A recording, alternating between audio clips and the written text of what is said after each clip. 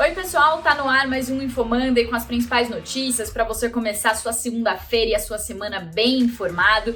E o programa de hoje traz as expectativas sobre a temporada de balanços do segundo trimestre. Essas divulgações são muito esperadas pelo mercado porque elas devem refletir os impactos do período mais crítico da crise, que são os meses de abril a junho. Tolódio, o que dá pra gente esperar sobre esses resultados? Em geral, os números devem vir bastante prejudicados pela crise, mas cada empresa e setor irá refletir isso de uma forma diferente. As companhias de e-commerce, por exemplo, devem seguir fortes por conta das grandes vendas no online, enquanto analistas acreditam que o setor de siderurgia apresente números mistos, ao passo que a Vale deve ser bastante beneficiada por maiores volumes. Já entre os bancos, a expectativa é de um impacto mais reduzido por conta das grandes provisões feitas por eles no início do ano, que já se preparavam para o impacto da pandemia. A WEG é a companhia que vai estrear a temporada na quarta-feira de manhã. Uma das melhores ações no primeiro semestre, com alta de 47%, a expectativa dos analistas é que a empresa continue com bons números, apesar de uma leve queda no lucro. A avaliação é que a depreciação do real e os custos mais baixos favoreçam a companhia, compensando assim a queda de volume no segundo trimestre. Outra empresa que divulga seu balanço é a Renner, e que vai ser bastante acompanhada por ser a primeira varejista desta temporada. Com isso, ela servirá de termômetro para investidores e analistas projetarem o impacto da pandemia no resto do setor.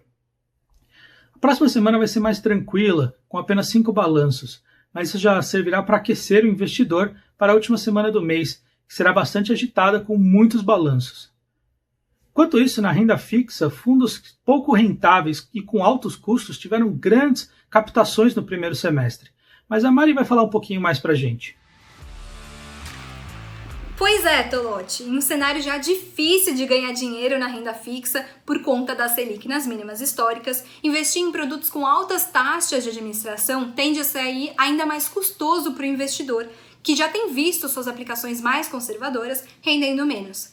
Mesmo assim, muita gente segue investindo em produtos caros com baixa rentabilidade.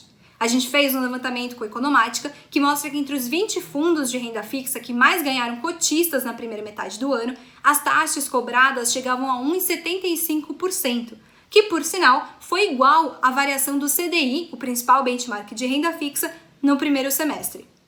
Além de caros, esses fundos têm performado mal. Do total de 20 fundos que a gente analisou, 15 deles perderam para o CDI, com desempenho aí na casa do 0,4% e teve um com retorno negativo de 2%. Mesmo assim, 920 mil cotistas entraram nesses 15 fundos que perderam para o CDI no primeiro semestre. A gente conversou com especialistas que afirmaram que apesar dos bancos estarem baixando a taxa, a cobrança ainda é muito alta e prejudica o retorno do investidor no fim do dia. A avaliação é de que por mais que os bancos continuem oferecendo esses produtos, uma hora o investidor vai ter que perceber, né? Mesmo aquele investidor mais desatento, que não olha sempre o extrato, se chegar e depois de 6 meses, 1 ano, e a taxa de administração for igual ao desempenho do CDI, ele vai ter um retorno zero. Então não vai ter como não perceber, né? Vai ver que não vai render nada. A matéria sai nos próximos dias, então você pode ficar de olho. E agora, mudando um pouco dos investimentos, indo para Brasília, o Marcos vai contar pra gente os principais destaques na agenda política nos próximos dias. É com você, Marcos. Bom, a reforma tributária é o principal assunto a ser acompanhado na política nessa semana. Na última quinta-feira, o ministro Paulo Guedes participou da XP 2020 e prometeu que na terça-feira iria pessoalmente apresentar uma versão inicial de reforma tributária ao Congresso Nacional. Isso vem sendo prometido há mais de um ano e cobrado pelo Congresso Nacional para que as discussões sobre a mudança do sistema de impostos seja amadurecida e avance no Congresso Nacional.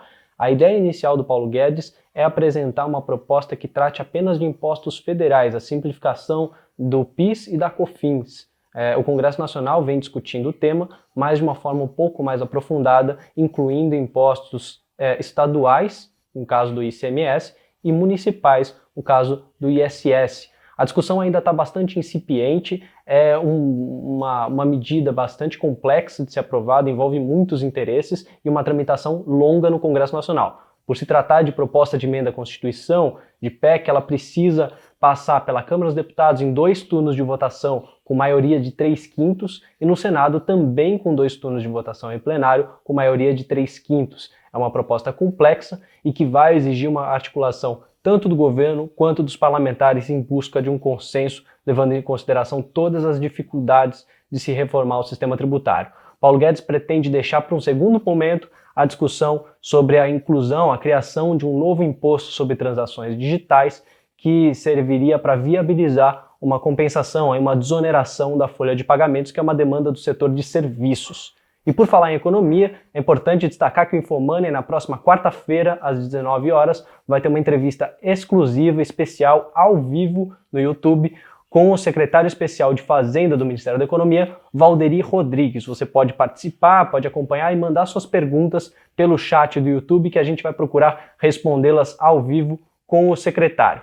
E por falar também em economia, a Priscila vai falar um pouquinho sobre as dificuldades que os pequenos empresários têm enfrentado nesta pandemia. Diz aí, Priscila.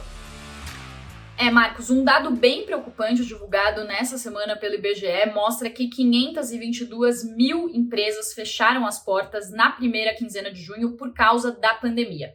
A gente vai divulgar no Infomoney nos próximos dias uma matéria que mostra que muitos dos micro e pequenos empresários estão sobrevivendo do dinheiro do auxílio emergencial. E o que aumenta ainda mais o drama desses empresários é a falta de crédito. Uma pesquisa da Fundação Getúlio Vargas mostra que os pequenos e microempresários precisariam do equivalente a 202 bilhões de reais em crédito nesse ano por causa de perdas de faturamento. Mas, até o momento, os programas do governo de concessão de crédito concederam só o equivalente a pouco mais de 21 bilhões de reais, ou 10% desse montante total aí que foi calculado pela FGV. Nessa semana, o Banco Central publicou uma medida provisória com medidas de incentivo ao crédito que prometem liberar 120 bilhões de reais aos pequenos empresários, mas a avaliação dos especialistas é que essas medidas chegam tarde demais.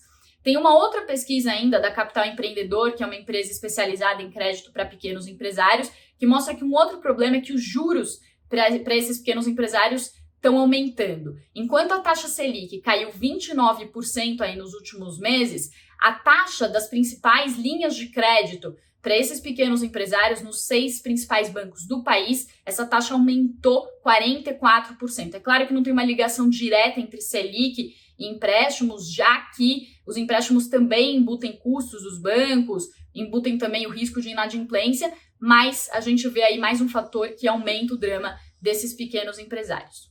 E esse foi mais um Infomoney com as principais notícias sobre política, economia, finanças, tudo que você precisa saber para começar a sua semana bem informado. Você encontra aqui e no infomoney.com.br. Muito obrigada mais uma vez pela sua companhia e até a próxima. Tchau, tchau.